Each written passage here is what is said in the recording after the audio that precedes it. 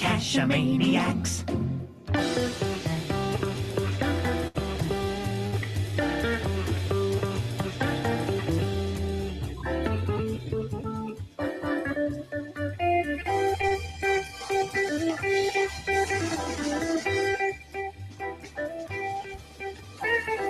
GeoGearHeads. Welcome to GeoGearHeads. This is episode 292, and we are very puzzled tonight. Daryl, why are we so puzzled? Because we didn't get enough sleep. Well, that's you. The rest of us are okay. Oh, okay. Yeah, sorry. Well, you know, maybe Jennifer of Team AJK can help us out. Why are we so puzzled tonight? Any ideas? I don't know. I guess there's just a lot of puzzling things out there. I'm puzzled. I'm lucky I know where I am. I've had such a busy summer. I have been going and like crazy. It's going to be over and I'm going to wonder where it went, but it's been good. You know, the older I get, the shorter summers get. You remember when you were a kid in school and you go, boy, summer lasts forever. And now you turn around twice and you go, that was it. That was summer. Yeah, where did the summer go? What happened to that honey-do list? You know, why has nothing gotten done? I was going to say, I know what happened to the honey-do list. It kept getting longer. Yeah, the dog ate it. Oh, the dog ate your honey-do list. Right. Don't worry, she made backups. Oh. In any case, we're glad to have you back, Jennifer, even if we're a little bit silly tonight. Always good to join you. Always fun to come on. And for people who don't know, Jennifer is from the Puzzle Cache a Day blog. Did I get that right, or did I mess that up? Because I have the feeling I messed it up. Geocaching puzzle of the day. Yep. Okay. Yep. And see, this is what happens when I don't have it written down right in front of me. And I'm tired. Well, if you haven't seen it, I basically feature a puzzle of some kind that I have enjoyed from anywhere around the world. They can be any levels of difficulty and all different kinds of puzzles. And I do that both to kind of just give a shout out to some of those puzzle makers and give their caches a little bit more visibility than they might have otherwise. And I'm hoping to inspire puzzle makers to maybe try new things and inspire puzzlers to see some new things and practice their skills and just kind of see what amazing creativity is out there. So it's a lot of fun. It's been going for, I think this is the 7th year. So wow, that's a lot of puzzles. Yeah. But, I keep it going as long as I can, and as long as it doesn't feel like work. And if anybody has any puzzles they have written or solved that they think other people would enjoy seeing, please feel free to send them along to me through geocaching.com. And I get some of my best finds that way from ones that people send along to me that they've enjoyed. Well, that's probably the best way to get different types of puzzles is the different regions, because it certainly seems to me that you get like regional biases toward certain types of puzzles. Yep, there's certain tricks that turn up more often in some places, and it's just amazing the ideas people get from each other. And I've really enjoyed watching some of the puzzles I've featured will spawn other puzzles in other areas, and they get puzzlers talking to each other about their work and sharing their ideas and stuff. And it's been a lot of fun. That was kind of a surprising element to me, the connections, not just with me, but the different puzzlers making amongst themselves has been a lot of fun. Excellent. Now, before we actually get into the meat of today's show, which is going to be some tools, there's been some changes in the checkers that are available. Yeah, you know, we've talked about geocheckers a couple of times, and I think most puzzlers are probably aware that the events checker is defunct. The website started, not loading, and it wasn't being renewed. And my understanding, I don't have this officially, but my understanding through kind of the Facebook world is that the cacher that owned it actually passed away, which is pretty sad. But there are some puzzles out there that haven't been updated, unfortunately, that still have that events checker on them. So certainly if anybody has written any puzzles that use that, you should go on and put a new checker on there. And if you come across some, that you aren't able to geocheck, you might drop a note to the cache owner and encourage them to update that checker. The other thing that I've noticed recently is that the GeoGearHeads.com site seems to have had an update. The formatting looks a little different when you go on there, and it's a little more user-friendly in terms of putting the coordinates in there and checking them. So you can just watch for that as you're checking. Events checker is no longer working. It's totally fine then to put the answer to the puzzle in the log, right? No. Oh, okay. No. I just wanted to get that. No. Wanted to get that out there to make sure people know that's not what you're supposed to do. No. Please don't do that. It makes puzzle makers very unhappy, and that's the last thing that I want to contribute to. So. Well, that's probably better than posting it on like Facebook or something, because at least if you post it to the logs, the cache owner can delete it. That's true. Well, that's true, but that's a whole area of conversation that we've never had. But I know I've tried very hard to stay on the right side of the cache owners because I do appreciate their work, and I wouldn't want to do anything to take anybody off. If anybody wants to share my puzzles or talk about my puzzles, I don't really care because I share them and talk about them, and I'll help anybody with anything, but that's everybody's own decision about how they feel about that. So I try to respect that. Agreed. I think that's a very good policy and stance to take. That, somebody did a lot of work to develop that puzzle, respect them for it, and let other people have that aha moment. Yep, exactly. Someone went through a lot of work to drive you insane? Yes. No, it doesn't take a lot of work. Oh, okay. I'm right there on the edge. So someone put in a little bit of effort to make you go insane. And it's those quote unquote simpler puzzles that drive me crazy because I tried to make them more complicated than they need to be. Yeah. The overthinking is a real thing, and I totally do that all the time. Good. Thank you for saying that. That makes me feel a little better. Oh yeah. Limax in the chat wants to know if you've seen the new CBC. I cannot talk. I apologize. KPC 2017 puzzle. Oh yeah. The one that just came out yesterday, is that what he's talking about, or just the whole series in general? Because he said the new puzzle, so yes, I'm assuming I saw it and I solved it. I think I was number 7 or something like that. If you're not familiar with the KPC, that's the Kablooey Puzzle Challenge. The 2017 just indicates that it's this year's edition. What that is a monthly puzzle series. They generally come out on the first of the month. I think the one this month was a little bit late, but they've been coming out, I think, at least since 2008, which is before my time. Wow. As a puzzler, and they are extremely varied in the styles of puzzles. Lots and lots and lots of fun.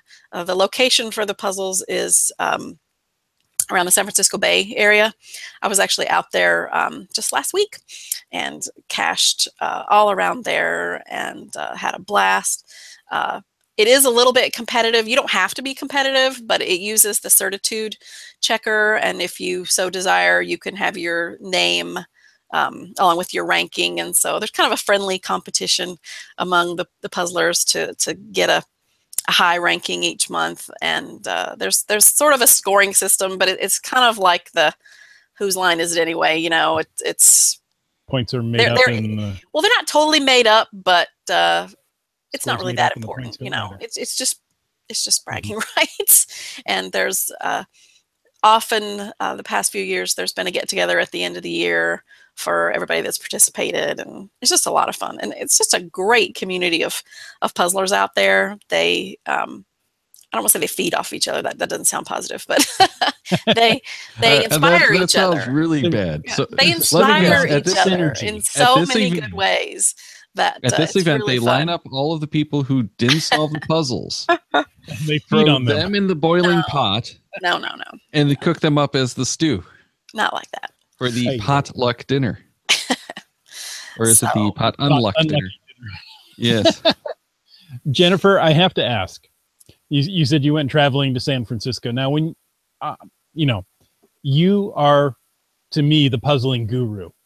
You solve puzzles just because they're there. So I would assume when you go caching, especially out of your normal area, all you're doing is finding your previously solved puzzle caches. Yep, that's me. I think Okay. I was there. I actually went for a conference, but I stayed a few days extra. And I think I'm still doing my logs. I think I found something like, I don't know, 75 puzzle caches, DNF'd a few. I think I did one multi just because I happened to walk by a place and was like, there's got to be a cache here. And there was. And I think I did maybe 3 virtuals. So yeah, I didn't do any traditionals at all. But that's the way I roll when I go someplace, especially when I know it's someplace that's got a lot of good puzzles.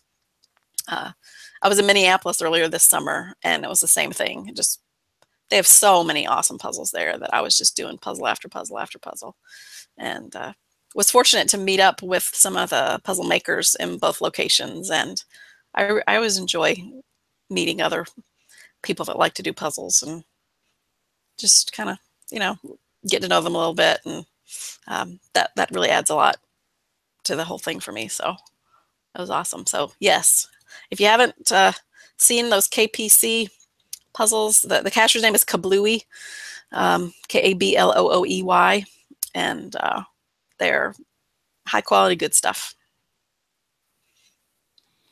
Excellent. Well, let's move on to the meat of today's show. And you had done a show, or a presentation rather, about some of the online tools to help puzzle solvers, especially geocachers. So why don't we get into that stuff? Okay. This is drawing from some information I prepared back in, I think it was January or February, for an event called Geotech U down in the tri-state area where New Jersey and New York and Pennsylvania all come together. And the topic was basically just kind of an overview of some tools for puzzling. We kind of talk about having a puzzle solving tool kit. And I think just like any kind of craft, like, woodworking or sewing or whatever it might be, having the right tools can make your tasks a lot faster and more efficient and more enjoyable. I know there are folks out there in the puzzle world that can create their own tools. They can write all kinds of amazing computer programs and whip up stuff. And, other than putting something in an Excel sheet, that's really not me. So I do take advantage of a lot of tools online. And I just thought some of your viewers and listeners might enjoy hearing about some of the ones that I like to use, both in solving and making puzzles. Kind of like a peek behind the curtain, if you will, sort of a magician, giving away the secrets of the tricks. And I've got a bunch of different ones, and you will have links to them in your show notes. And I'll just kind of talk about some of them and the types of situations where I would use them. Like anything else, I would recommend just sort of getting into them and playing with them yourself and trying them in different situations, seeing what they can do and seeing which ones, you find the most useful. But there are many, many, many tools out there. I'll start with the one that's probably the most basic that everybody knows about, which is just Google. You hear that time and time again in puzzling. Google is your friend. That's what everybody says. And it's true. Just doing Google searches can help you pick up on a connection or a theme in a puzzle, something that you may not have ever heard of. Google will be able to find that. But there's actually a lot of other aspects of Google, just besides the searching, that are useful with puzzles. Google Images is really, really useful in helping identify images. If there are in a puzzle or locations in a puzzle and you can't figure out who they are or what it's about, using the Google Images search can be really, really helpful in that regard. Google Translate is one that I've been using a lot lately since I've been doing more worldwide puzzles and ones that aren't always written in English. It doesn't always work, but it's amazing how much it can actually translate. And if you can just get the gist of what's going on, then you can often solve the puzzles. I even actually used it for writing some logs this summer. I did some puzzle caching in France, and I was trying to write some logs in French, but I don't speak French. So the Google Translate, I would translate it into French and then back into English and see if it still sounded like what I wrote. And sometimes it didn't, but in the process of going back and forth, I could kind of at least try to log the caches in the language they were written in, which I thought somebody might appreciate. And Google Maps, don't forget about Google Maps. Looking at the map of an area or looking at the street view of an area can sometimes provide a clue. The posted coordinates may have been chosen very purposefully, and they could be a clue to something about the theme of the puzzle. So looking at the posted coordinates on Google Maps can be a really useful thing to do. If you get a solution and you either have multiple possibilities or there's no geochecker, looking that up on Google Maps is also a good idea to help you figure out, if you think you're right. If you're in the middle of the highway, you're wrong. If you're in a nice park centered right on a tree, maybe you've got the right thing. So using maps is a really good thing. I've actually seen a cache on Street View before Really? Yeah, it was a little nano on a sign in like a Rudolph the Reindeer, red-nosed reindeer puzzle.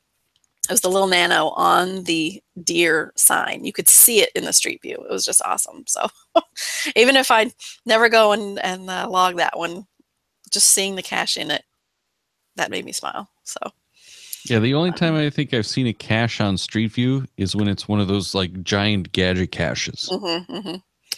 Yeah, that was pretty fun to see a little nano like that. But so anyway, just do consider all that Google has to offer, and there's so much more. There's Google Books, there's Google Patents, there's Google, all kinds of little specialized things in Google. So that's probably your first stop in terms of tools.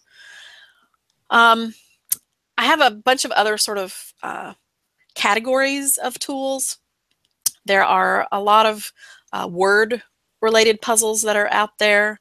Some of Kablui's finest are word puzzles and anagram puzzles, and the things that people can do with words are really amazing. Some of the ones I wanted to share, there is an anagram solver, anagramsolver.net, that basically runs off of a huge database. So if anybody has done anything with like movie titles or names of people, those will often come up in that site.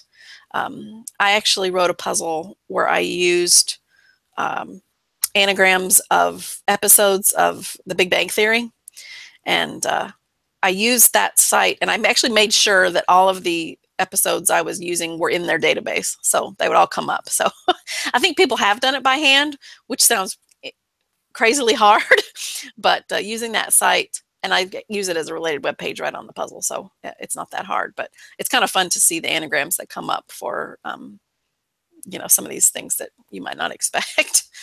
Well, and you think years and years and years ago, before geocaching, probably everyone did it by hand. And it just was the way it was. It wasn't harder. That's just what it was. Yep. And people could do it, I think I'm just lazy now. I don't. I remember really try. being taught how to do it in like elementary school. And I think I hated it then because I never did it ever again. Whenever I saw them, I was like, I don't want to do these. Yeah, well, if it's like a jumble in the newspaper or something, I try to force myself to not use a tool because that seems like cheating. But yeah, when it's this really complex stuff, I will. There's another one that I tend to like. It's a bolter.com/anagram.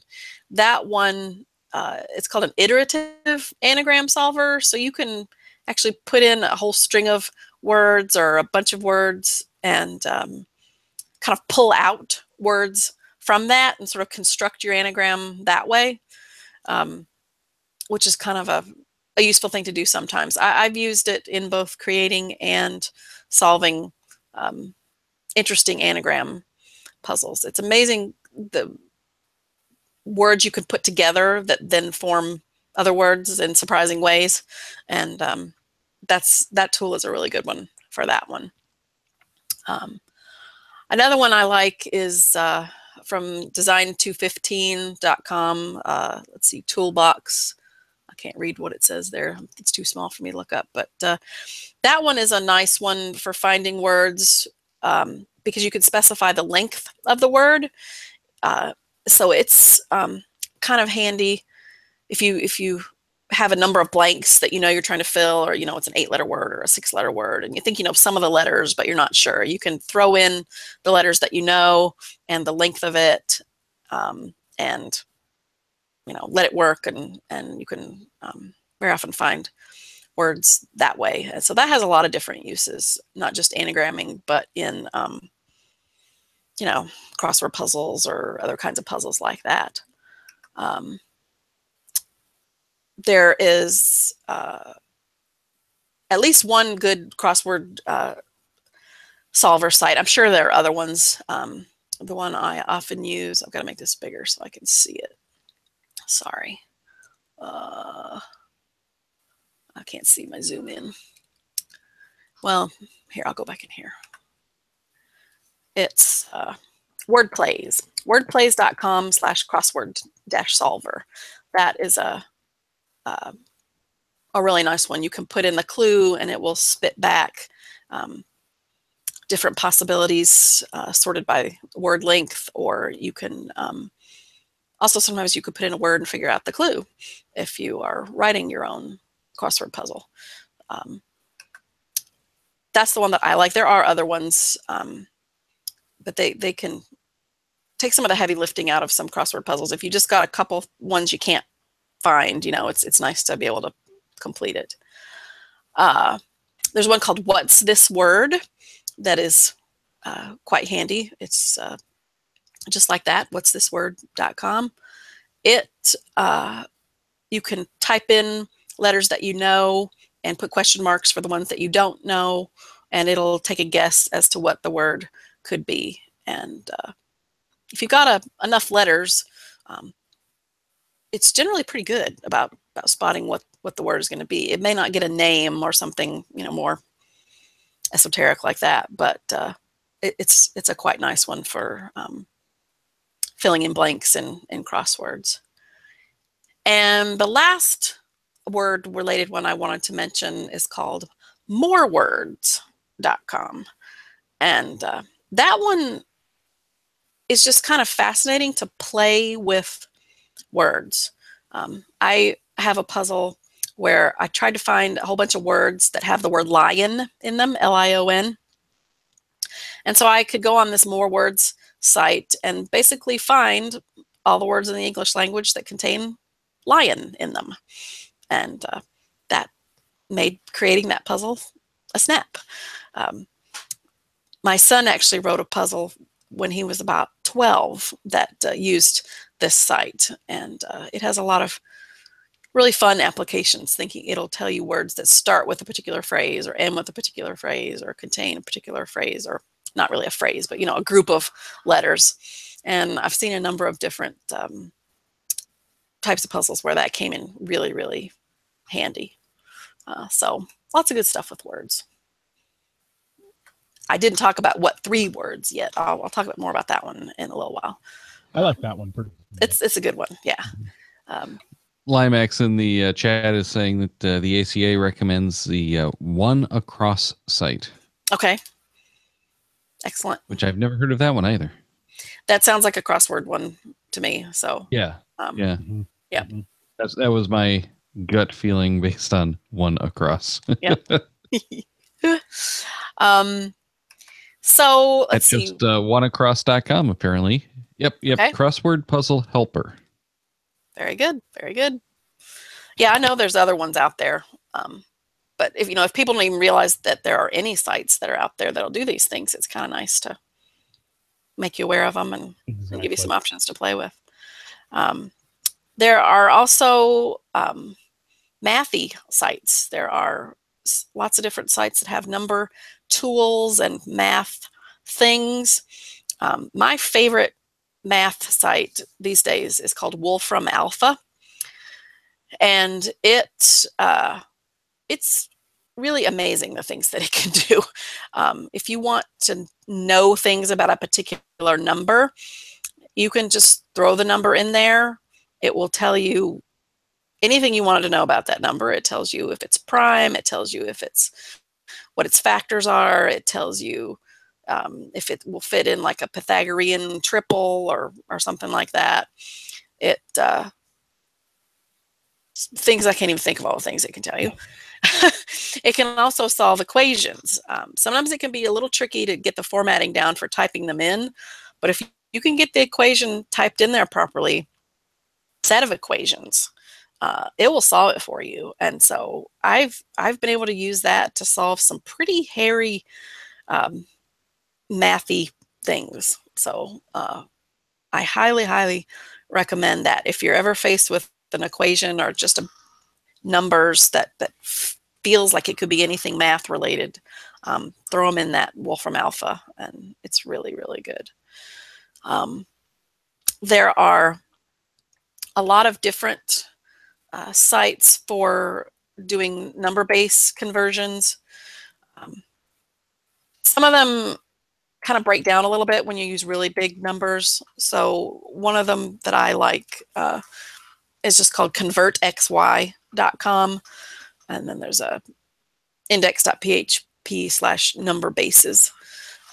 That one will convert from base 10 to bases all the way up the line. And it's pretty robust. It seems that it can handle pretty large numbers and works well. So if you see any kind of reference to bases or any sort of things that look like they could be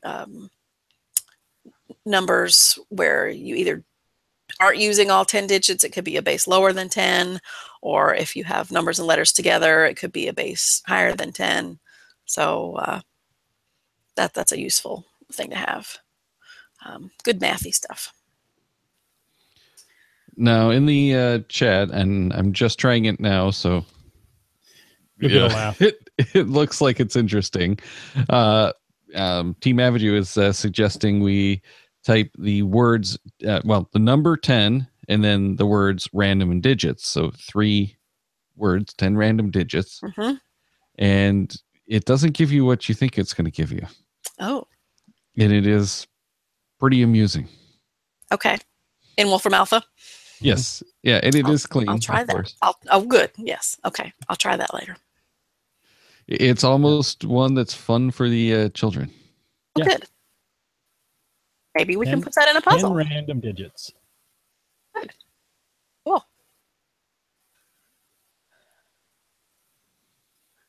All right. So let's see. Okay. So we've done numbery things. Yep. Right. What next can we look at? I had one that I was going to mention for sort of geographic tools, things with converting coordinates from different formats, or doing things like projecting a waypoint with a given distance and bearing, or one that I particularly like on this one website is the ability to draw what they call range rings, which is basically just a circle with a given radius around a point. And we all know that 528-foot circle, right? So that can be very useful as a tool. It's useful to me as a puzzle maker to figure out where I can put my next puzzle, because I can draw the circles on here, and I can draw several different circles and look and see exactly where things are going to show up. Now, I suppose it may have changed some in the geocaching website. It used to not give the corrected coordinates, so even figuring out where to put my own new caches, I had to, reproduce these circles on my own. And I've had people in my area, one in particular would write to me and get blocked from a cache placement because of one of my puzzles, and she didn't want to solve it, and that's okay. So I would just go on this tool and create the little picture with the circle, and then she'd know where she could put her cache. So this particular tool is called GPS Visualizer, and it's got a lot of good stuff in there. You can put several different waypoints in and draw multiple circles and see where they intersect or things like that. And it's got a lot of nice, good coordinate stuff. Nice. Well, Limax had suggested that site when you mentioned, coordinates. So yep, that's a good one. It's a good one. Let's see. I think the last time I was on the show, we talked about ciphers. So there's a lot of different there are ciphers. so many ciphers. I don't think we could have enough shows to talk about all the ciphers. Well, I know I mentioned some of these tools before, so I won't go into details, but I'll just remind folks about the rumkin.com. That's kind of the classic old school ones with the Visionaire and Playfair and, Rot 13 and @bash and, pretty basic stuff. There's one called cryptoolonline.org that has some that are a little bit more sophisticated. If you have a PC and are willing to download a program, there's one called CryptoCrack. That is really good. And I've also enjoyed lately, when doing some of the puzzles based on some of the American Cryptogram ACA website ciphers, there's a cryptographer associated with that group named Bion is the nom he uses, and the website's called bionsgadgets.appspot.com. And those tools are nice because they're not going to necessarily solve the whole thing for you, but they will make some of the more tedious or repetitive skills go a lot faster. I tend to be really rotten at things that require a whole lot of trial and error and keeping track of what worked and what didn't work and, trying the next thing. And so these tools that he has and kind of little worksheets, I would call them, more than solvers, they can just sort of frame things for you and help you try a lot of things quickly and hopefully get a toehold and then be able to work through the puzzle. And those actually allow you to see the cipher reveal itself gradually, which is kind of fun, because you can see little bits start to pop out, as opposed to the other, like the CryptoCrack, it just spits out the whole thing, which is cool, but it's not quite as fun as that slow reveal. You feel like you really earned it, when you go through that slow reveal process. So that's probably enough about the cipher tools. The one really good site that I wanted to focus on several aspects of, I think I mentioned this probably when I was on towards the end of last summer. I was talking about how there were a lot of puzzles that seem to be referencing Geocaching Toolbox. And this is just like it sounds, geocachingtoolbox.com. It, I think, is a site that is growing. There have been more things added to it over time. So it's not necessarily that it's a new site. I think it's just gotten enough new things into it, enough people have become aware of it that it kind of exploded last summer. And there's a lot of really, really useful things in there. I thought I would just point out, just a few of them, but I really do encourage folks to go in there and just kind of play and see what's there, because there's a lot. It has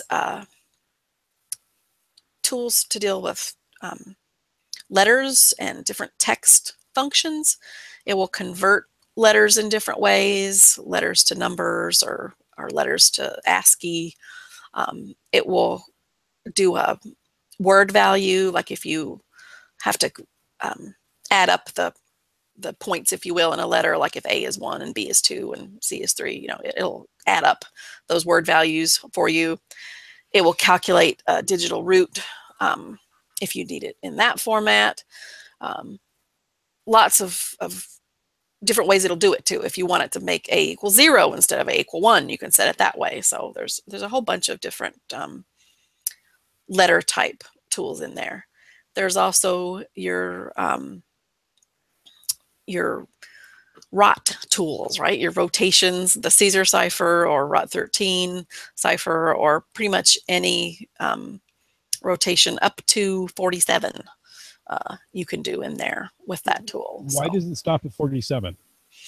47 is probably the end of the useful ASCII numbers, is what I'm thinking. Somebody may be able to correct me if I'm pulling that out of the air incorrectly, but that's what I'm thinking, is that you can do a shift of a 47 in the ASCII because it allows for lowercase and uppercase and probably some numbers. And there you go. Yeah, that's what I'm sense. thinking. Mm-hmm. Yeah. So so good stuff for manipulating letters and dealing with letters. There's stuff in there with different ciphers as well. I haven't played with those aspects of it as much because I kind of cut my teeth with Rumpkin, and then some of those other ones I'm just familiar with them, so I go back to them. But there's plenty in there to experiment with. There are a number of good geographic or coordinate tools within Geocaching Toolbox. What 3 words is one of them, and I really like being able to do the what 3 words through this site because it's just very user friendly. It will take the coordinates in the format that geocachers are used to writing them in, and you can look things up by coordinate and get the what 3 words, or you can put in the 3 words and get the coordinates, and it shows you a little map so you can see where the location is in case there's anything interesting there that you're supposed to see. It will accept the words in other languages. Did you realize that what 3 words works in other languages? I did, actually. Yeah. Yes. It does. I had to think about it, but yes, I did. Yeah. And it's not just translating the same words into other languages. It's whole different words that they've chosen for different languages. So that's kind of an interesting thing that some puzzlers have started to catch on to, is that they can throw in some words from other languages, and that will work.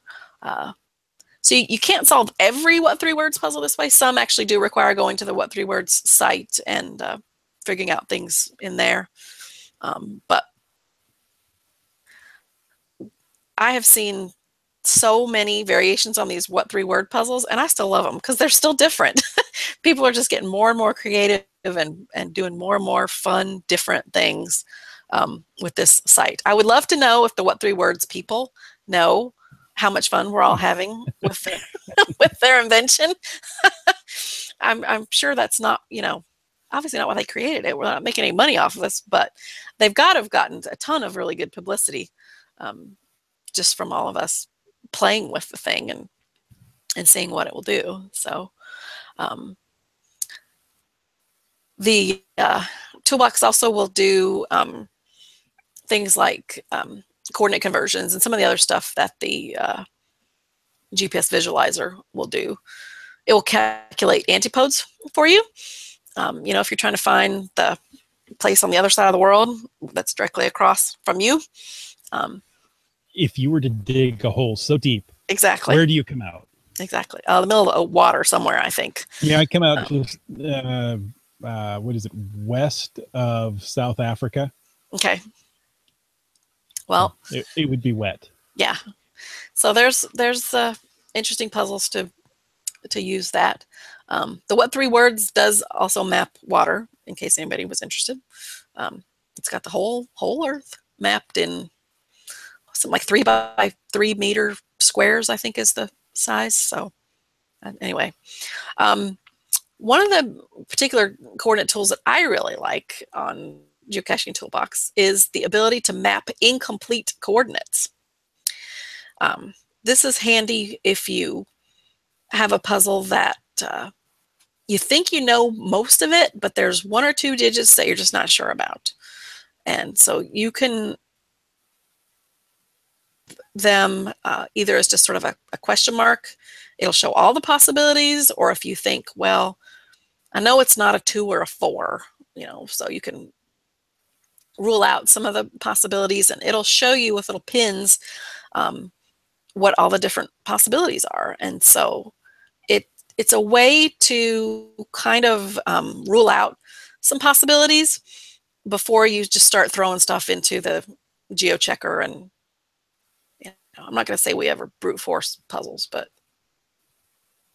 once in a while there's a digit that just won't fall. So being able to look on the map at the pins for the incomplete coordinates, I find to be very useful, because again, the ones that put me in the parking lot or on top of the building, I can pretty much rule out, and I can focus on the ones that look more like where a cache would be. So that's a I've had to do that for missing stages of multi caches too.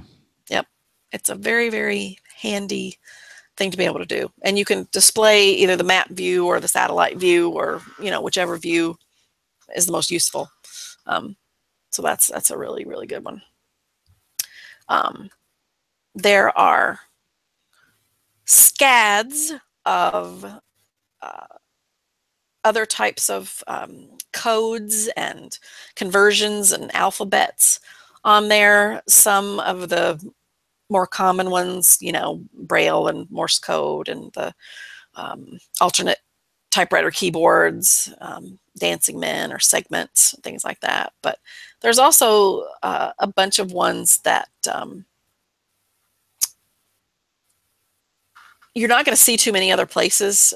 Some of these I think came from Omniglot, which is a site that I used to look at every so often. But now that so many of them have been put in here in Geocaching Toolbox, you look at them and they just, they jump right out at you in here. So they're kind of fun, like the birds on the wire alphabet, or the ballerina alphabet, or just different things like that. Color alphabets or flags, or all kinds of different stuff like that. It's in here, and more all the time. Few things with numbers, and even a few more kind of techie things, like a QR code reader, a QR code generator.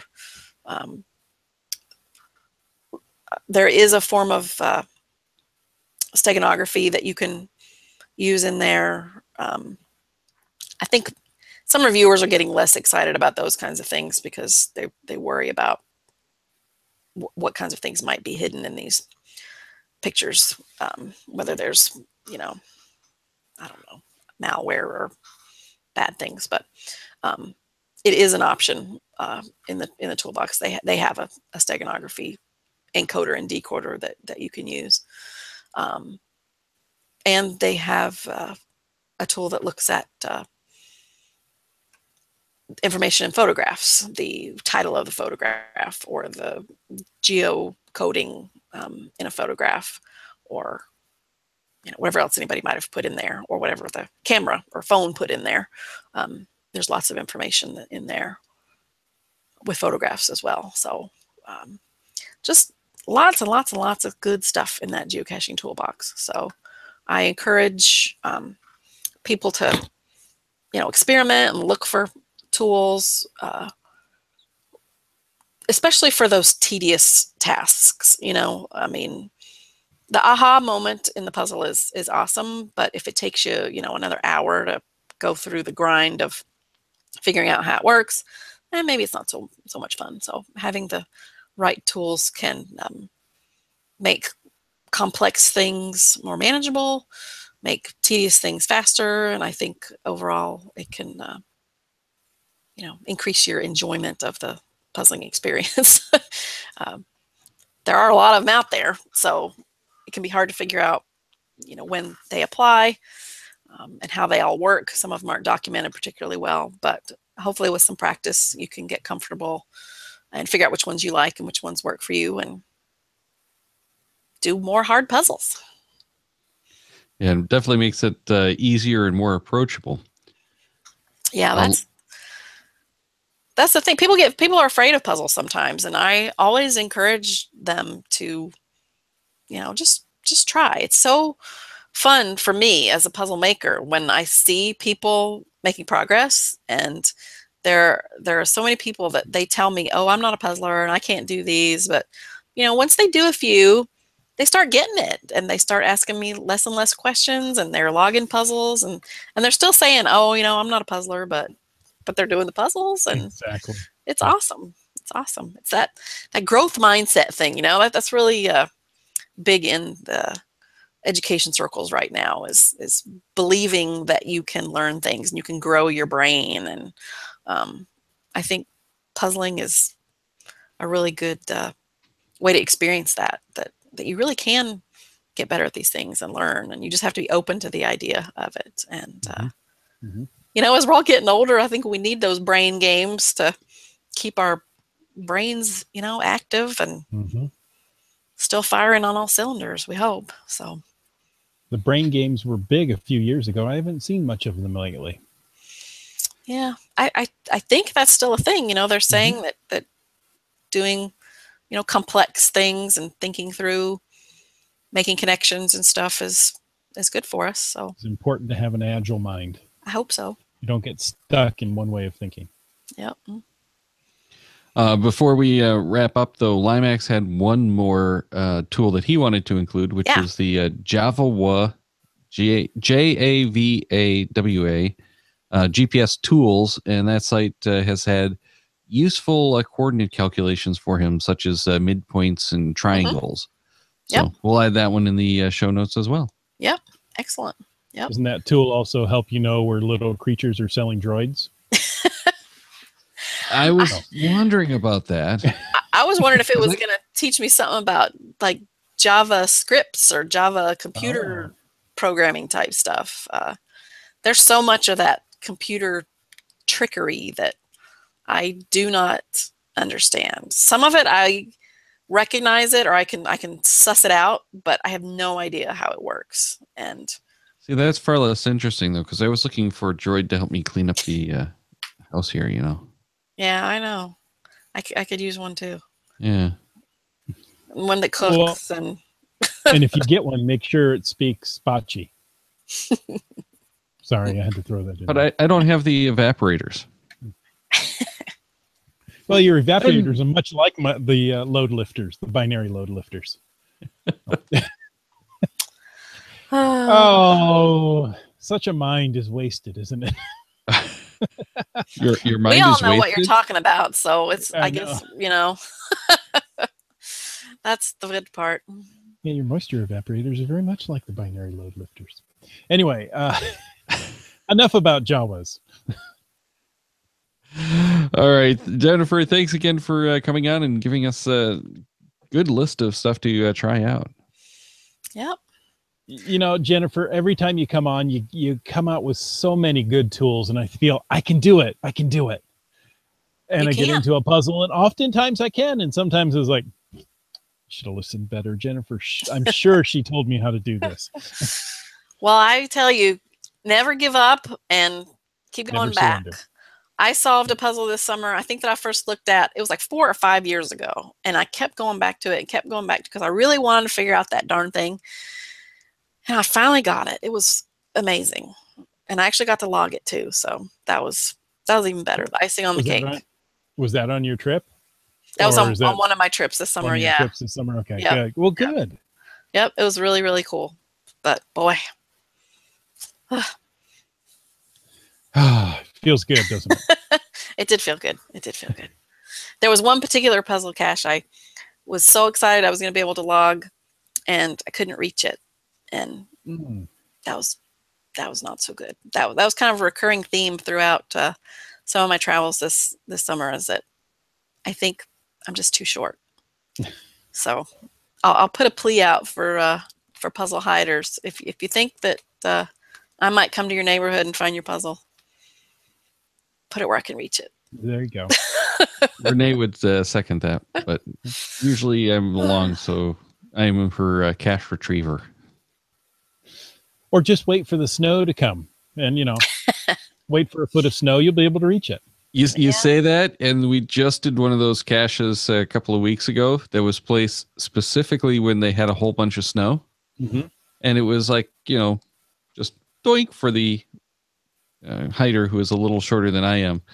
But I had to like hop up to get it. Renee couldn't even come close. Wow. That would be me. Don't have the reach. My mind reaches a lot farther than the rest of me. Team Avaju is inviting you out to Sydney, and let him know when you're going to be there. Ooh, that'd be cool. All their puzzles are upside down there, though. Yeah, that just makes awesome. it easier. Because then they fall into your hands. They just fall out, don't they? I have a what is it called? It's a well, that's embarrassing. It's a puzzle format that it's kind of like a Where I Go, but it's not. And Intercache? Yes, thank you. An intercache. I have an intercache about New Zealand here in Ithaca. That was in honor of a friend of mine, and it's called What's Up with New Zealand. And that was the kind of the pun at the end of the puzzle, is that South is what's up with New Zealand, because it's the other way. So I love it. Well, Jennifer, thank you so much for being on. You're welcome back anytime. If you come up with a great idea, you think, hey, this is something I want to talk about, you let us know. We'll have you on. It's always a lot of fun. So, and if any of your listeners and viewers have suggestions of topics they'd like to talk about or questions, feel free to send them in to me or you guys, and we'll talk about them. Sounds good. As I've said before, my family can't believe that there are people who actually are interested in hearing me talk about puzzles. Well, I, for one, am. So if they need to give them my information, I will tell them. You're a fascinating person. Until next week. Well, actually, next week. You just have to wait. We're going to do another show. This one's, of course, episode 293, live streaming. And there's a couple of ways I can say this person's name. It's See My Shell. It could be See Me Shell. It could be See My Shell. It could be See Michelle.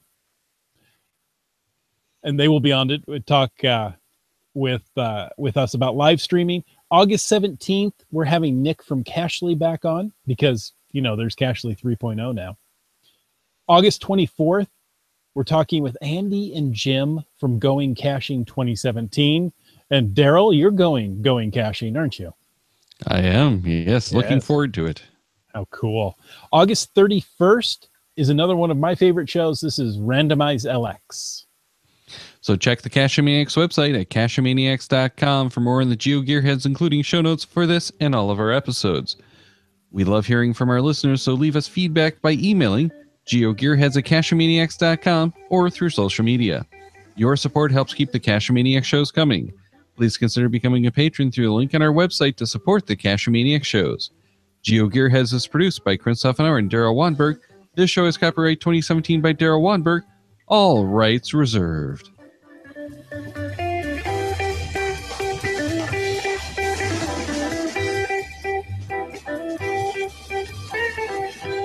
Cash with a Cachamaniac.